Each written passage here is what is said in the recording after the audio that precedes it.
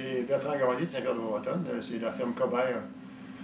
SENC pour là, incorporé bien vite. Là. On a une ferme laitière. Ça fait depuis 1973 qu'on est propriétaire. En 1995, notre premier gars s'est installé avec nous autres dans la société. L'autre est venu plus tard. Là, après. On a 180 têtes à nous autres, puis on en garde en location 50-60 par année durant l'hiver. C'est ça qui fait l'activité de l'année.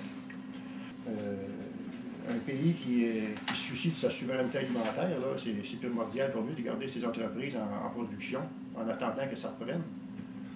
Mais on se rend compte que depuis 5, 6, 7 ans, là, les crises en agriculture se multiplient de l'an en année. Hein. Ça a été la vache folle, ça a été la crise économique que tout le monde a passée, avec la crise du blé d'Inde et du pétrole, qui fait que les coûts ont explosé inévitablement. Puis ça, c'est beau être efficace, tant que tu voudras. On ne peut pas répondre à tout ça en même temps. Il faut que quelqu'un aide quelque part. C'est un souci que toutes les sociétés un peu modernes doivent avoir. Et aux États-Unis, c'est un problème majeur. Donc, ils s'occupent plus que nous autres. On dirait qu'ils ont plus ce souci de la souveraineté alimentaire par rapport à nous autres.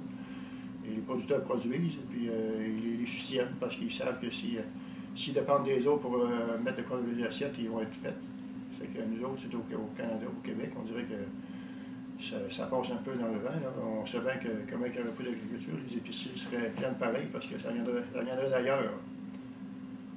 Il viendrait d'ailleurs, mais pour combien de temps et à quel prix? Là? À un moment donné, il y a une sécheresse d'un pays quelconque qu'on ne peut pas avoir de produits, bien là, ici, la livraison va se faire dans 2 mois. Là. On peut peut-être trouver le talon à un moment donné.